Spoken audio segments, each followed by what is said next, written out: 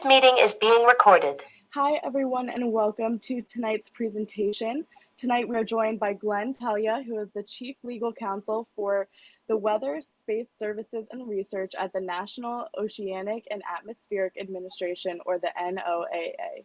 Tonight, Glenn will be sharing with us about the important role the NOAA plays in supporting the U.S. space industry. We'd like to thank tonight's sponsor, Turning Point Real Estate. Reminder, please remain muted during the presentation. You can send any questions you have throughout in the chat. And as always, there will be an opportunity at the end to unmute for a Q&A. If you enjoyed tonight's presentation, please make sure to check out our website and register to join us again next week. Without further ado, Glenn, take it away.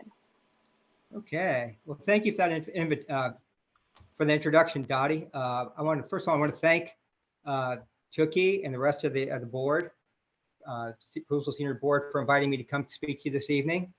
I was going to, I got home from work today and I had my lawyer suit on. I was going to keep it on for this meeting, but Suzanne said that, you better take, my wife Suzanne said, you better take it off because the subject matter is serious enough.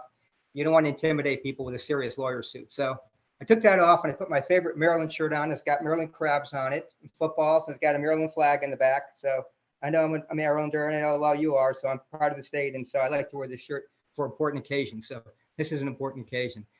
So,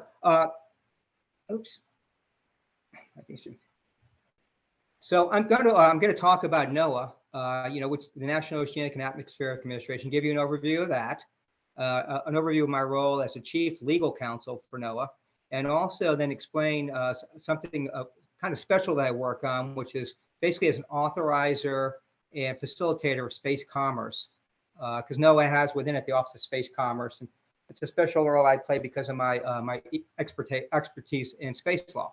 So, but I know you have my professional bio, but I want to give you a little bit of my personal bio because I always like to know, a little bit about the personal life of the people who I hear speak. And so anyway, I've lived in Pools with my wife Suzanne for almost 30 years, and I've raised two boys here. One of them still lives here and actually helps to manage Chiswell's inheritance right outside town.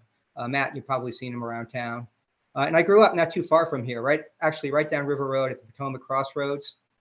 And at the time when I was there in the 70s, as a kid in the 80s, it was basically kind of like Poolsville. I mean, you came out River Road from the Beltway on, it was basically farms, horse farms, etc.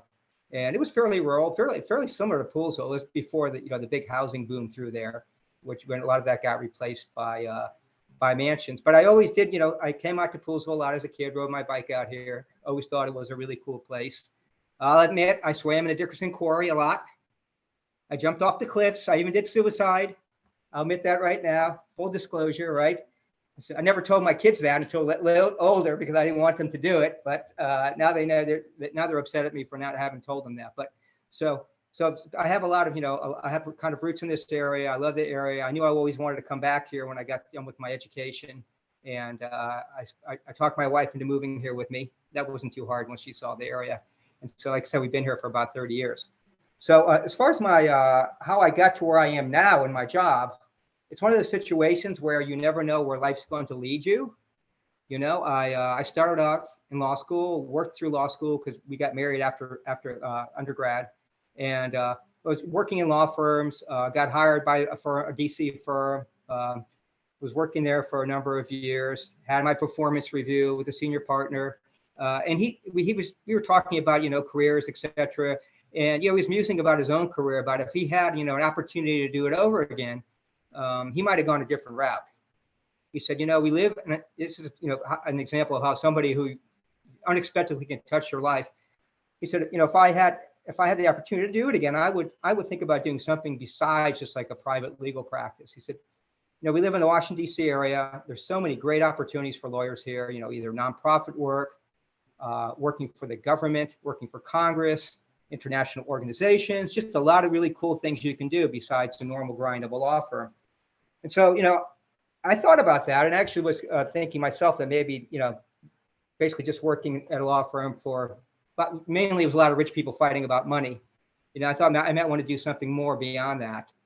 In fact, my high school actually had a motto, "Men for Others." And so, you start thinking, these things come back to you. I said, well, maybe I want to do something that's, leaves maybe more of makes more of a difference than what I was doing.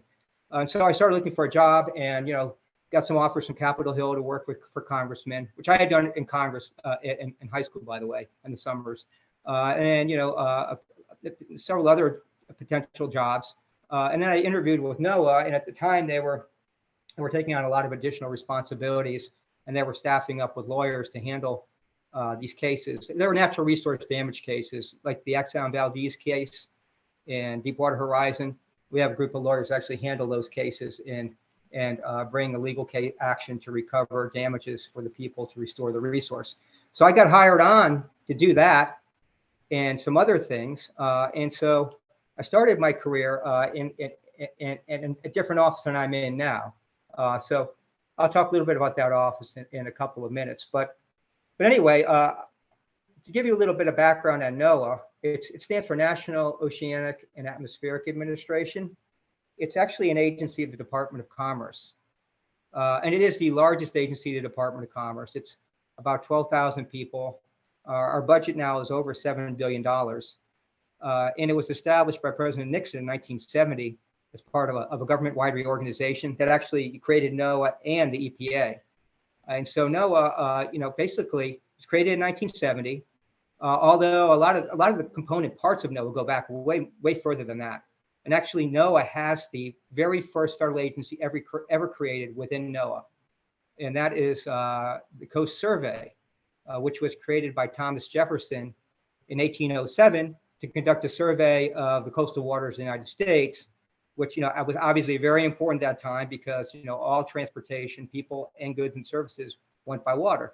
So they went, basically commissioned this Coast Survey to survey the coastline.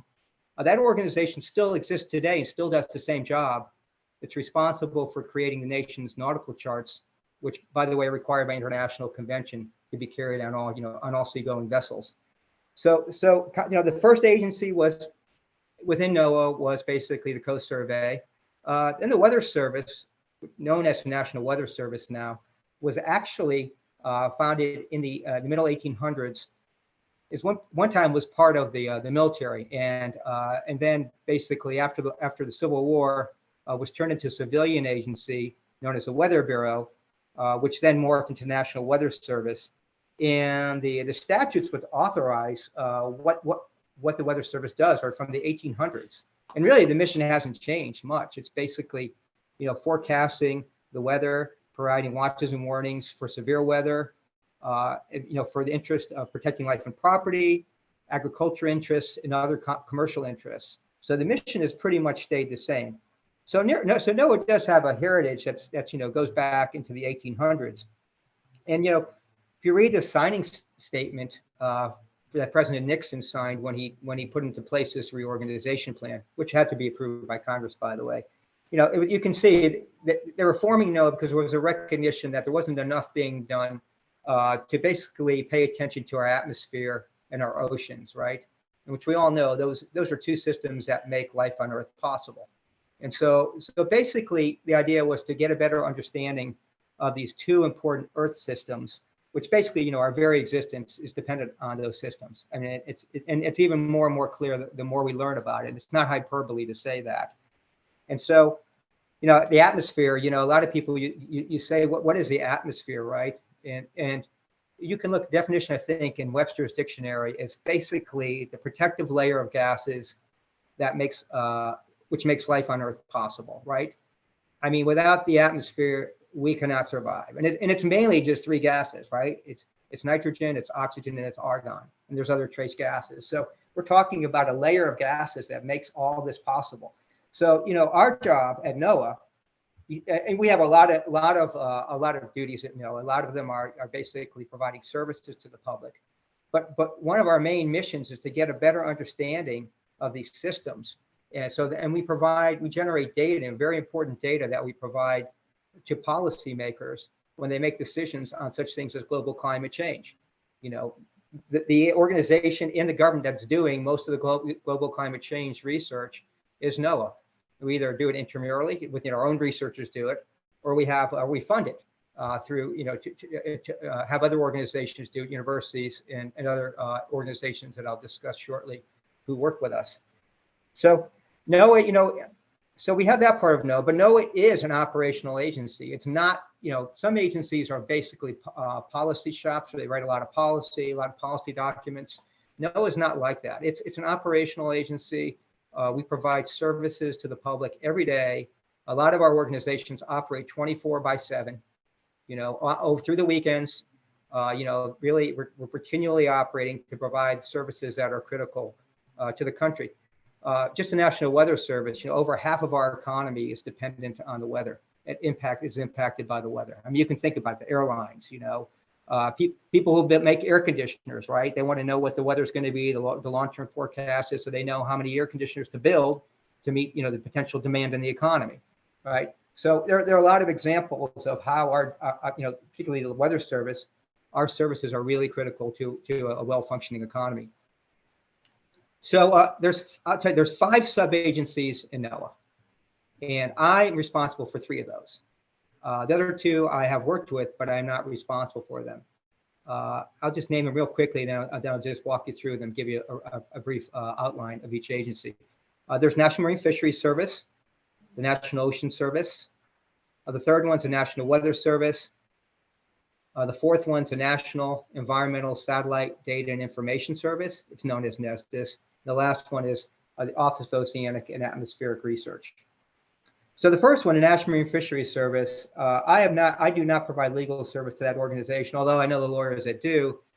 It plays a very important role. It is the organization that regulates the nation's fisheries to maintain their long-term sustainability. Very interesting organization. They do that working with local management councils, and a lot of people working, a lot of biologists, scientists, marine scientists, figure out how many fish can be caught in a certain species, and what the season should be to make sure that the fishery stock is actually sustained. There were instances in our history where fishery stocks pretty much collapsed or came close to collapsing. And so that's why the National Marine Fisheries does what it does. There's a law that basically makes it try to come in there and through science make sure the fishery remains sustainable. The National Ocean Service, interesting organization. This is where the Coast Survey is located, which that's the organization I mentioned before, which is the oldest agency in the federal government. Coast Survey. It also National Geodetic Survey is there. It maintains what they call the National Geoid, which is used for geodetic reference everywhere around the country. Super important. My brother-in-law is a surveyor. He knows NGS, National Geodetic Survey. Couldn't do his job without it. There's the National Marine Sanctuaries Program, which establishes national marine sanctuaries, which are essentially big protected marine areas. We have a number of them around the country. I actually played a major role in designating one of those. I'll give a little bit of that in a second. And the last organization is Coastal Zone Management Program, which basically is responsible for working with the states to help them manage their coastal zones. So one of the most interesting things I got to work on when I first started, not in this position, but my prior position where I was the deputy chief counsel, was basically working on the designation of the Olympic Coast National Marine Sanctuary.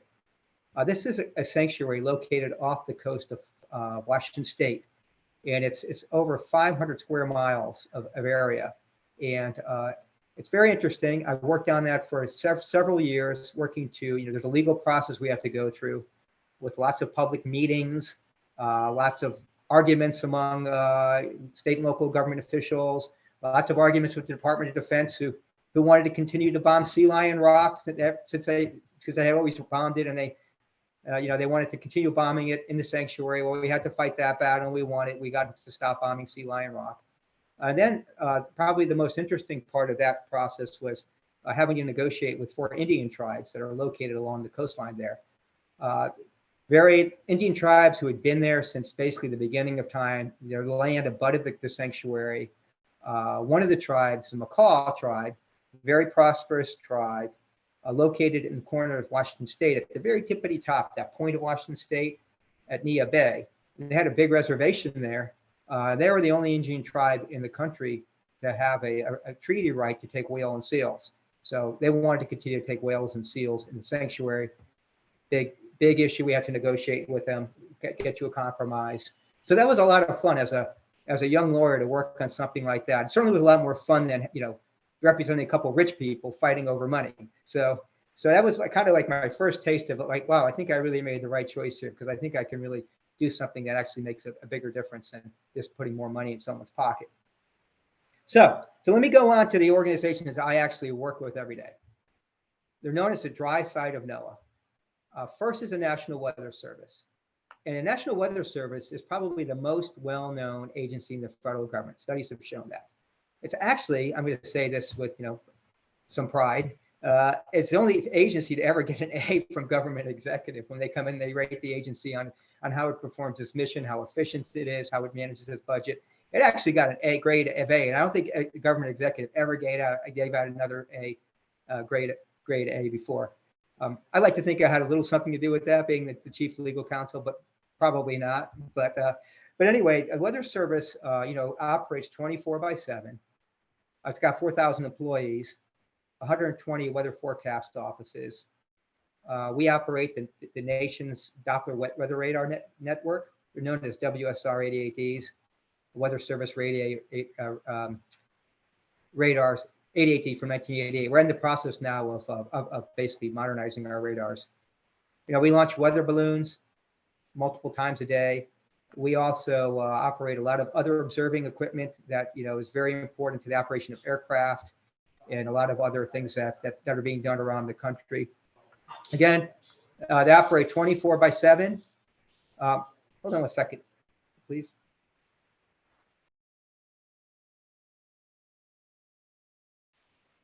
Sorry about that. Getting a little feedback here.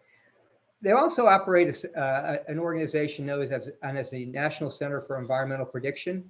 There are a number of centers located around the country. The one you probably know of best is National Hurricane Center, which actually forecasts for hurricanes, hurricane warnings, etc. There's a National Severe Storm Laboratory, which is located in Norman, Oklahoma. They're studying tornadoes and how to predict tornadoes. We're always trying to improve our lead time on tornado warnings. At one point in time, there was no lead time. You just knew it when you saw it. But now we're up to between 15 and 20 minutes, which really is the difference. A lot of situations, a lot of cases between life and death. So we also have the main NCEP, National Center for Environmental Prediction Office organization here in Maryland, near the University of Maryland. And what this organization does is they have this huge weather model, which is modeling the weather for the whole country.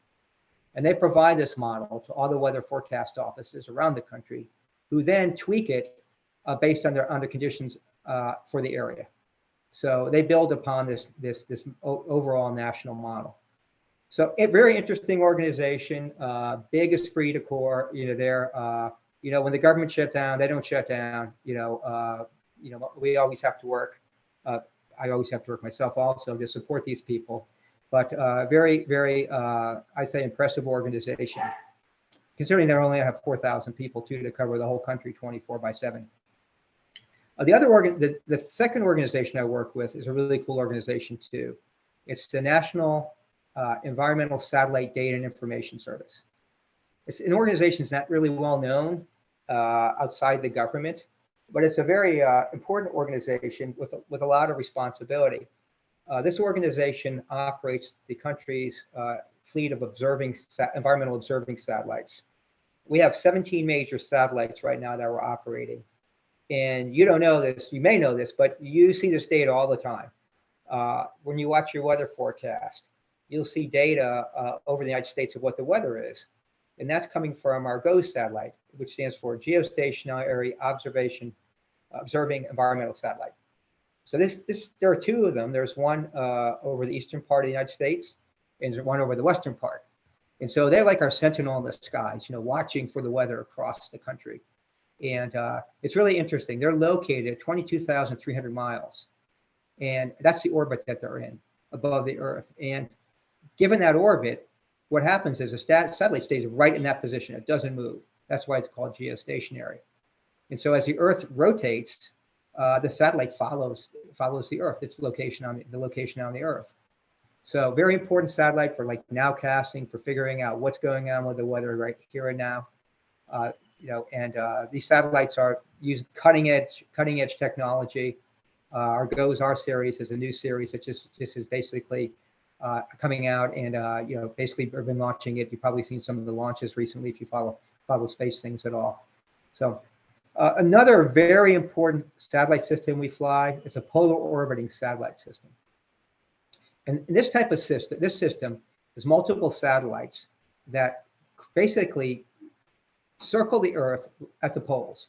So as the Earth is spinning on its axis, the satellite's crossing, every point of the Earth multiple times, right? And it's picking up all types of environmental data that we need in order to forecast the weather. This is probably the most important weather input, data input, to be able to forecast the weather, because it's getting global data. And you all know, the weather knows no boundaries, right? What the weather is here today, that'll be the weather probably in Europe. So we need global data. We need to have an understanding of the whole globe, what's going on in the whole globe, to be able to forecast the weather precisely. And so this is an interesting program. I spent a lot of time negotiating with the European countries to basically do this in cooperation with Europe. At one time, the United States did it all itself. We were the only game in town. But we worked to build up the capacity in Europe over a number of years. And I spent a lot of time in Europe for several years there negotiating agreements with the European nations. There's an organization known as EUMETSAT, which flies the European meteorological satellites, and it's supported by all the countries of the European Union. And so now we do it with Europe. We get more data, we have more satellites, and it's really cut the cost. The US doesn't have to foot the whole bill by itself because we do it in cooperation with Europe. And I'll also say that data supports the warfighter, US warfighters around the globe. So when flight operations over the globe are completely dependent on our data from those satellites. I think one of the most interesting satellites we fly is the Discover satellite. So, we predict the weather here on Earth, but we also predict space weather. And space weather is, you say, well, what is space weather? There's no atmosphere up in space. You're right, there's not. But there is a sun, right? And the sun, basically, there's a lot of solar activity, flares, plasma bursts, etc. And those create geomagnetic storms. And so we're responsible for basically forecasting geomagnetic storms and providing warnings for those storms, which basically are, can wreak havoc on our economy. Most of this is transparent to people. They don't even know this is going on behind the scenes. But when these storms are going on, we're working very, I'll say frantically, to get out warnings to, for example, the power grid, to let them know, hey, you need to basically ramp down the power in this part of the country because the storm's going to hit here. You need to turn your satellites, move your satellites, turn them away from the sun, etc. And I think what's really cool about Discover is that it's located over 1 million miles away from Earth. It's located at that point between the Earth and the sun where the gravitational pull is exactly the same. So that what ends up happening is that satellite just stays there and it doesn't move. And again, it is our sentinel to see what's going on the sun. You might have heard the new Webb telescope is actually located in the same position. It's called the Lagrangian position. There are different orbital slots there, but it's all the same orbit.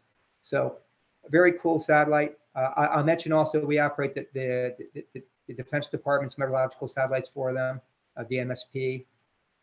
And so it's, it's very interesting. These are all very, and most people have no idea this organization even exists. There's a lot of dedicated professionals go to work every day to make sure these systems are operating, and we're providing the data needed by the National Weather Service and by our military.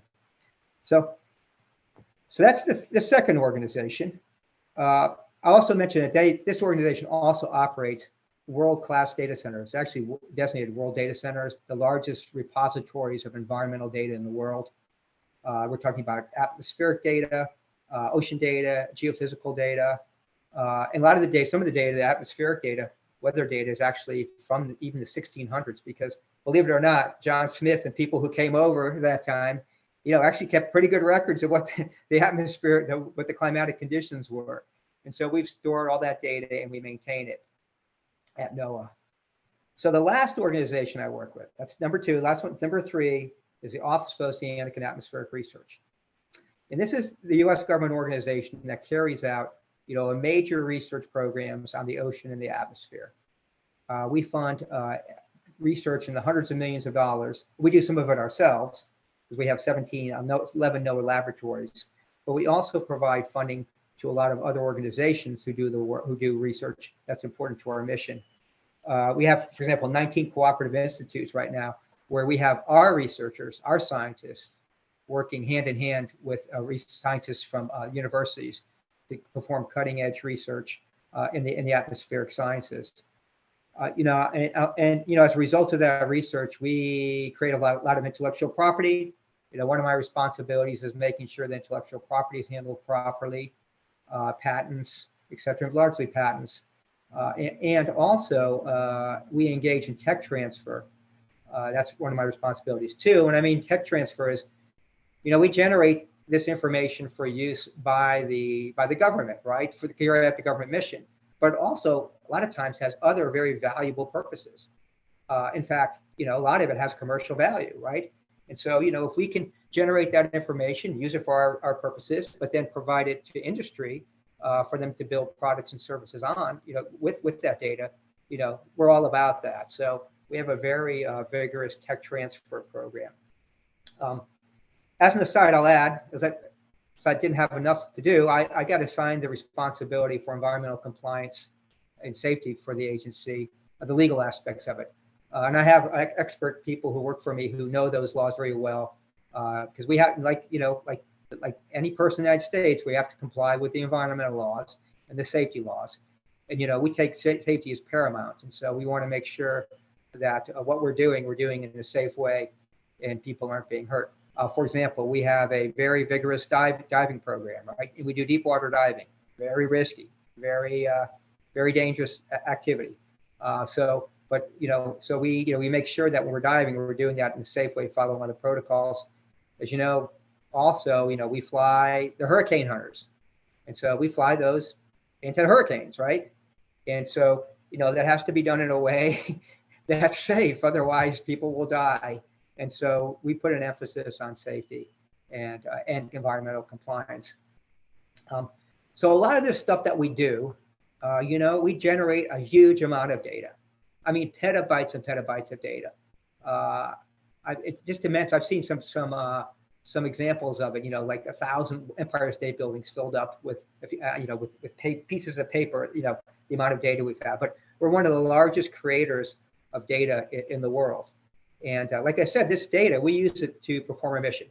If it's not needed to perform our mission under the law, we're not supposed to be producing it, right? So, but when we produce it, we also know it has other useful purposes. And so we have a full and open data policy. And that part of my job early on, when I got into this position, was basically to advocate for that around the world, because a lot of countries didn't have that policy. They wanted to keep all the data close hold, make people pay for it, et cetera. Our view was, well, there's a public interest in making this data available to other smart people, scientists, people in industry. They'll figure out, good things to do with it, which will maximize the taxpayers' return on their investment in the data in the first place, right? No skin off our back. We're using it for our purposes, and let's provide it to everybody else. It took a while, but we eventually got, Europe and other countries to come around to the same data policy we have. So one cool thing I've worked on recently in the last few years is President Obama issued a number of executive orders that dealt with big data. And big data is this idea that, we've got a lot of valuable data created by the government. We need to open up the data coffers, let people have access to it. I mean, there's a lot of opportunities for economic growth, for determining new cures for diseases, et cetera. So we need to find a way to get this data out to the public. So these executive orders were on the books for a long time. And so, but people really weren't moving out on them. And I'm proud to say that NOAA was the first organization to move out on big data.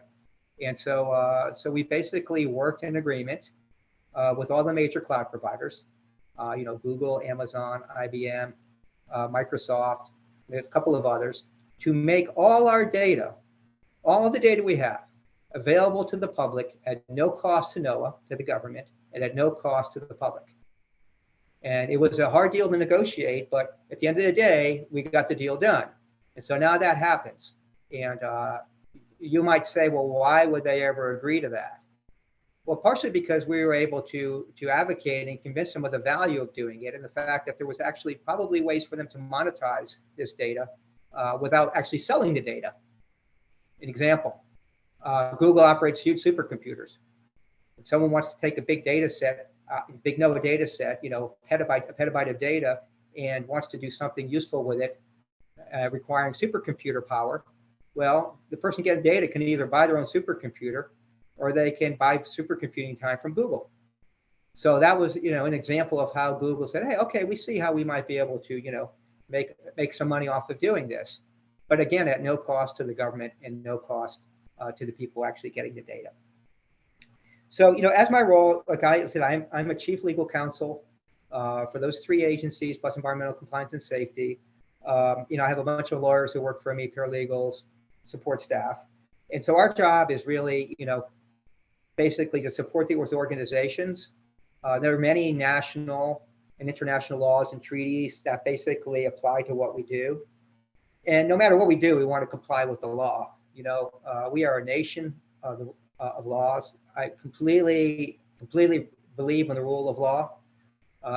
Had some challenges in the last administration on that point, but at the end of the day, we're able to convince people that no, we got to follow the law. It's really important.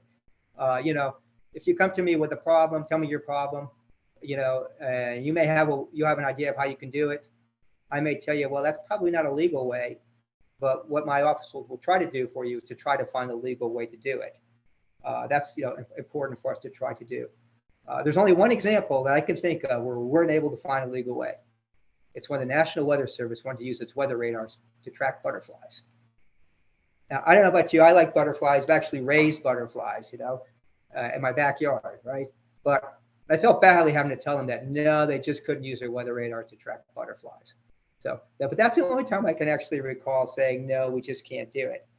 So we work for the executive branch, right? And we all know there's three branches of government. And the executive branch, look at the word executive, right? It's execute, right? We don't make the laws, we execute the laws. And that's our job. We go to work every day, we execute the laws, the best that we can.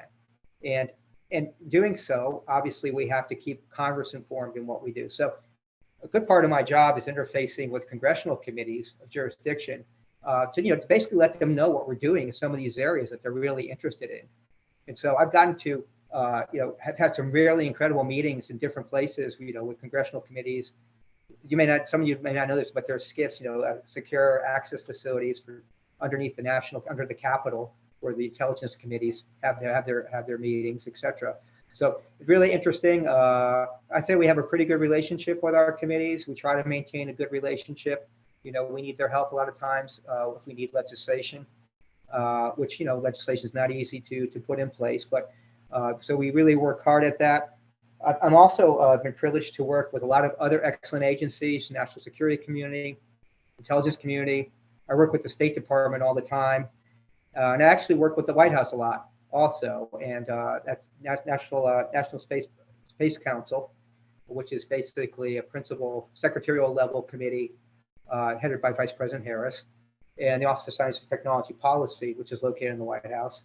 And so I've actually had the privilege to actually be able to go do my work at the White House, which I always thought, I'll never, if you told me I'd be doing this when I was a kid, or, even when I was a young man, I'd be like, what? I can't believe I'm actually here. And so whenever I go, and sometimes they'll bring young people with me, I'll say, just stop, take a look, take a picture, send it to your parents. They probably wouldn't believe you unless you take a picture that you're actually at the White House doing this at the White House. As it's a pretty special thing. Most people never get the chance to do that in their life. So cherish it and appreciate it for what it is. So that is my my summary of NOAA. And next part of my presentation is more focused on space commerce. So I'm more than happy to take any questions you have now, or if you'd rather wait till the very end of my presentation. The second half won't be as long, I promise. So whatever you all want is fine with me. Dottie, do we have questions? Yes, I see one in the chat that says, do your satellites track things like the shrinking of the ice caps and the shrinking of Great Salt Lake? Okay. Yes, we can see that.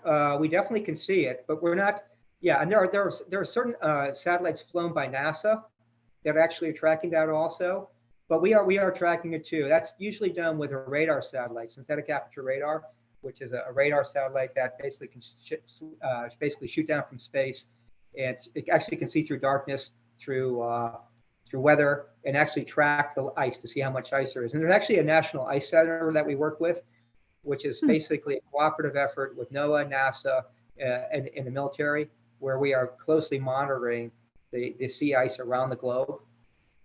You just have to watch the news to see what's happening. Not very good, obviously. So yeah, it's being closely monitored with a number of satellites. Some are NASA, some are ours. And yes.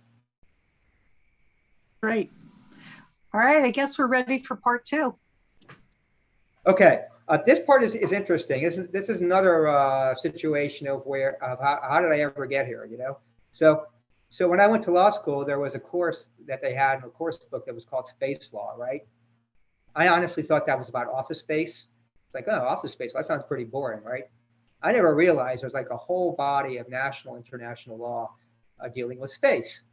And it actually starts with the Outer Space Treaty of 1967, which basically is a treaty that we signed with a lot of the world, including the Russians. At the time, only the United States and Russia had a space capability.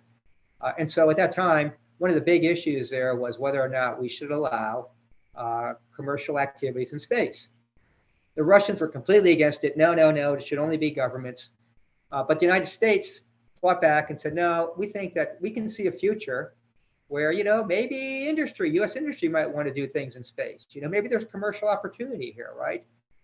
So we were able to negotiate language in that treaty, which basically said, okay, private actors want to basically participate in space, conduct space activities. They can do it, but they have to be authorized and supervised by their government.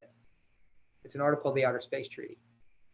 And I got to give these people a lot of credit because, man, they were able to look into the future and they got it right. Because, as you know, you can probably see on TV, commercial space is just absolutely booming.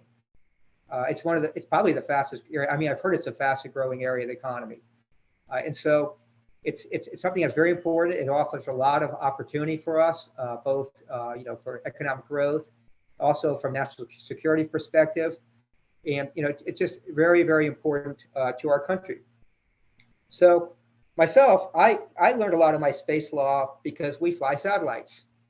And, I had to know those laws to be able to counsel the agency on, how we can operate our satellites, what's allowed, what's not allowed, what are the issues. And like, there are many, many issues, far too many for me to cover, but, things that have to be addressed when you operate satellites that are legal things. But this is one of the interesting things I ended up doing, which I never expected I'd be doing, is that in 1992 Congress passed a law that said that private parties could operate private remote sensing satellites from space. And these are satellites that can take imagery of the surface features of the Earth, the oceans, the waters, the land features, etc.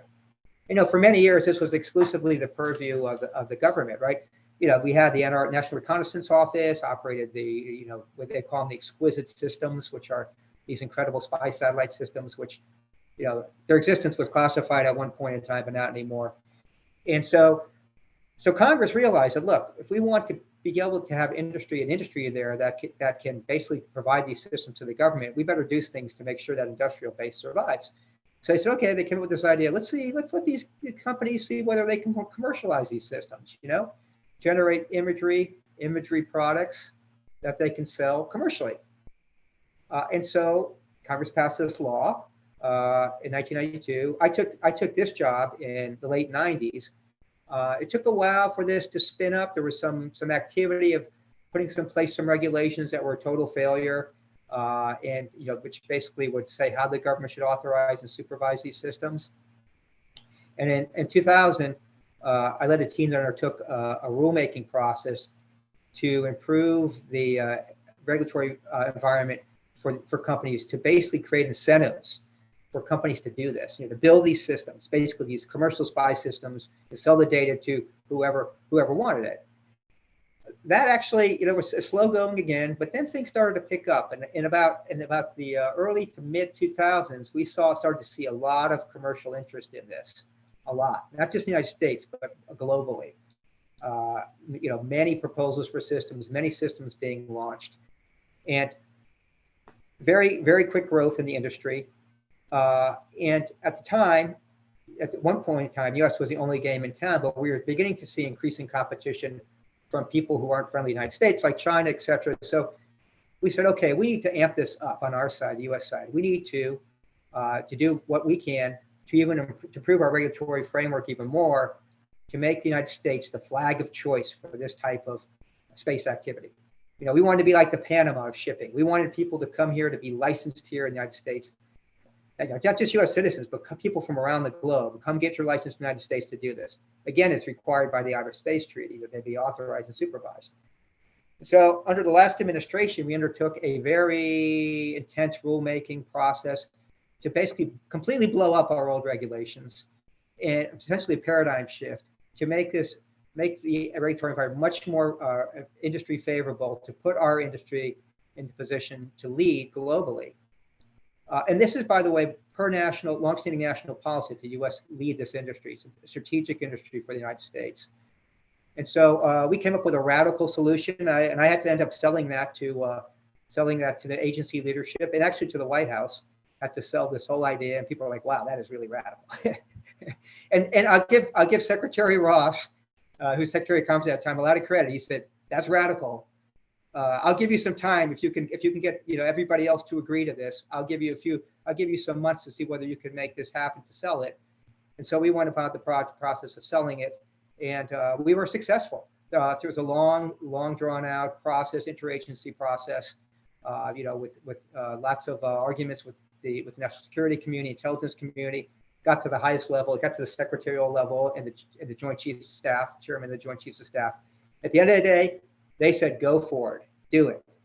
And they realized that, the national security is served, if the United States leads here and we can attract all this business here, then we'll actually have some control. If we ever have to tell them to shut their imagers down, we can. So anyway, I'm happy to report that we put those regulations in place in July 2020. It's been very successful. We've issued well over 2,000 licenses with thousands of satellites, and we've attracted a lot of foreign companies that would otherwise be licensed by their country to come here and to be licensed in the United States. So it's something that I never thought I'd be working on, never thought I'd be an expert in, but you just don't know where life's going to lead you, right? Obviously, it's been a great opportunity for me, and I've enjoyed working on it because, again, I thought I got to make a difference. So the next one falls in the category of no good deed goes unpunished. So because of our success with the remote sensing in the remote sensing area, we got tasked, my team, with implementing a space policy directive from the National Space Council to put in place a space traffic management system, right? Like air traffic control, but for space. And you probably know right now, space is a wild, wild west. There is no regulation. People launch. There is no first in time, first in right as far as orbits. You do have to get certain authorizations from the government to be able to do it. But for the most part, you can do what you want. And as a result, we have many, many, many, many satellites up there now operating pretty much without any regulation on how they navigate through space, right? And so our job now, and I'll tell you, we're under huge pressure, is to develop a space traffic management system. I'm responsible, I lead the legal team that's responsible for that, for figuring out all the legalities of this. And there are a lot of legalities, what we're going to be doing basically is providing space operators information on the location of space debris, issuing forecasts for where space debris is going to be, and issuing you warnings if we think you're going to have you're going to collide with it. And you all know, probably by watching the news, space debris is a huge problem. I mean, there are thousands of pieces of space debris.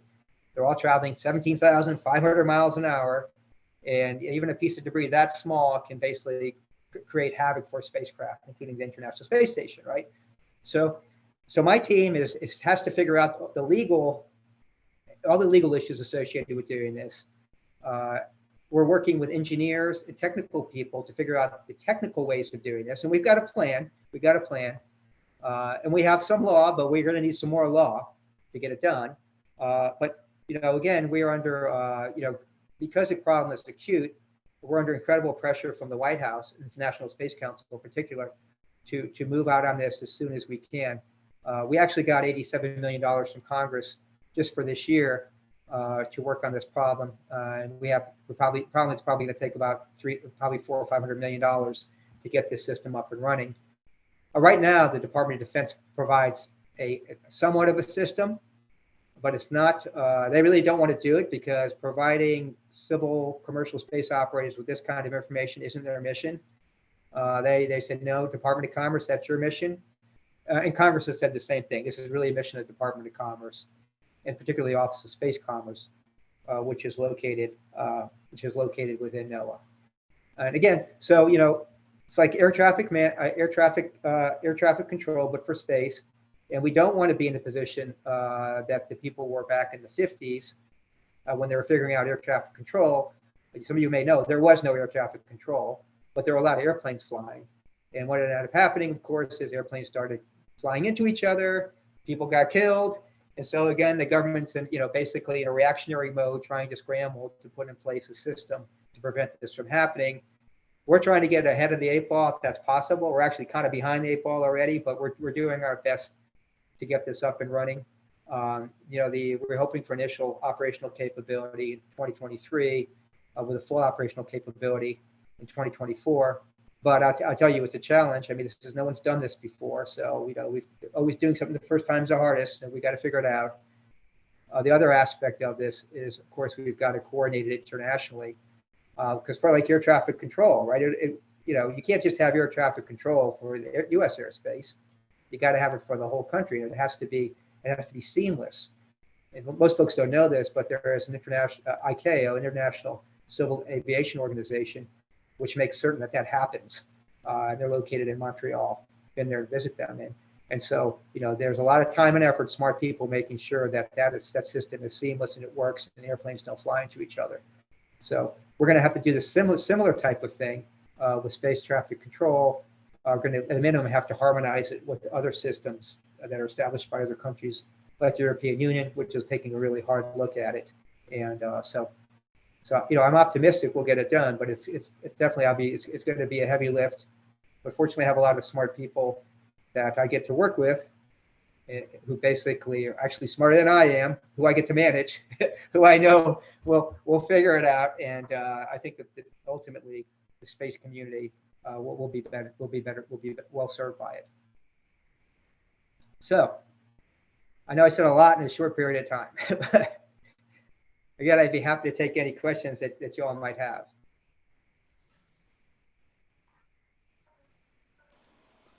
Feel free to leave questions in the chat or unmute and ask them during this time. Glenn, Yeah, this is Maria. Hi.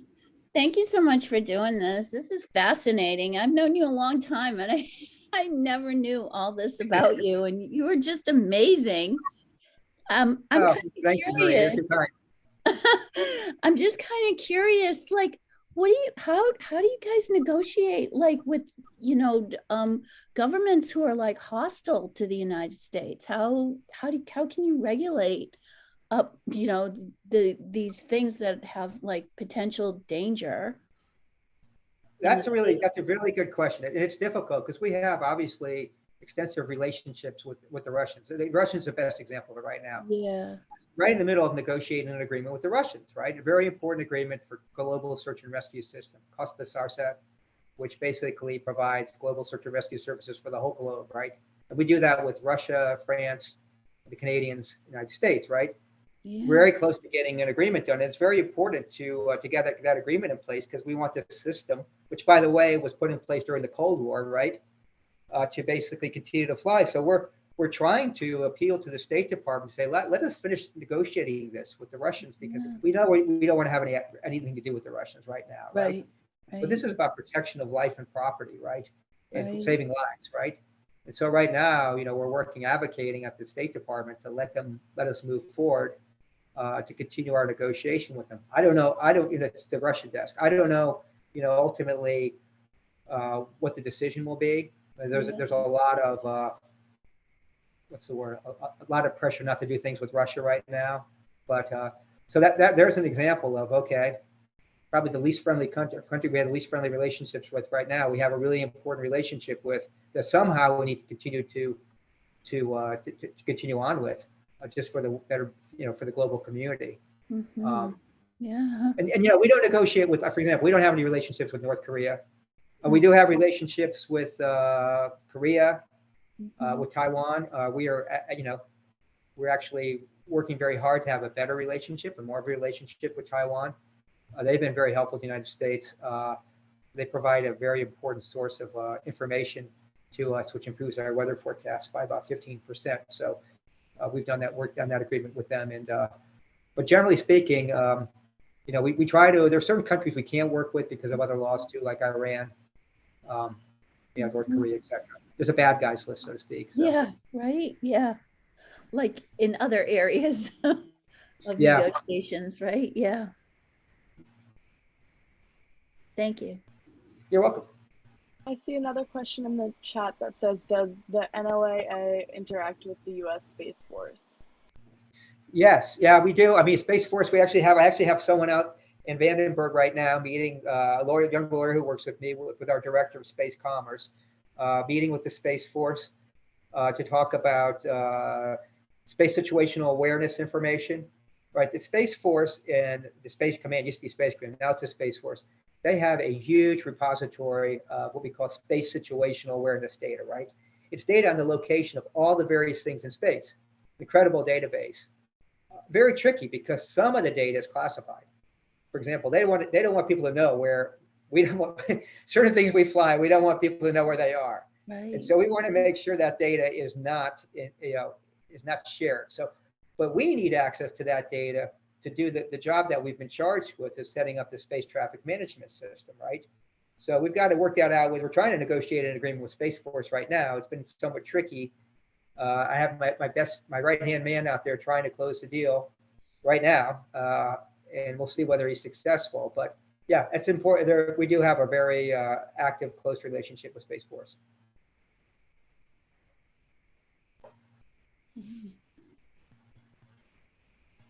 Anyone else have any questions? I'm curious what projects you would recall as either your most challenging project or your favorite, like most rewarding project. Oh, wow, that's tough. I obviously, I'll admit, I've been blessed to work on some incredible things, and sometimes I think back because I can't believe I actually worked on that and was able to, the honor to work on that, and actually the honor to help get it done, right? So I think early on, it had to be that designation of that sanctuary, because that was very difficult. Negotiating with Indian tribes, you think they might be naive. They are not naive. They had the highest price of lawyers from Seattle there against me, who was only like 32 years old or something, having to negotiate against them with a paralegal. So it was pretty hard.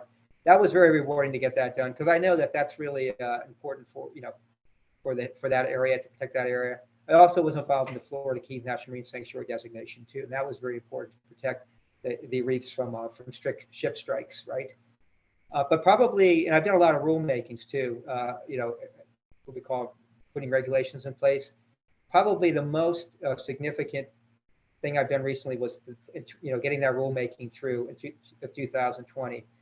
We actually were given till November, till the election, to get it done, and I'll take pride in that we were actually, for my team, we were actually able to get it done by July. So we got it ahead of schedule, and it's actually working. And you can read about it in the space press. It's held out now as an example of what other countries should be doing to further their space industry. So, but it was very challenging because I had to negotiate that at the highest levels in the government. I actually was meeting with the Secretary of Defense and the Secretary of Commerce and the Chairman of the Joint in a meeting with these guys, arguing to them, like, how, I can't believe here I am arguing with these guys, and I can actually try to convince them that what we're doing is right. It was kind of, like, wow, I can't, just amazed that I'm actually even here. You know, I don't take it for granted. Trust me. I'm just a normal, ordinary guy. So, but that probably would be the thing that I would say in recent years. Do we have any last questions? If people have questions later on, if they want to, email me, that's fine too. I'm happy to answer questions via email. Yeah, absolutely. You can always email us questions later at info@poolesvilleseniors.org, and we will pass them on for you. I hope you all enjoyed tonight's presentation as much as I did and learned something new. If you'd like to unmute or turn on your camera to say goodbye, now's the time. I'd like to thank Glenn for his awesome presentation. And if you enjoyed tonight's program, please consider joining us for more upcoming events.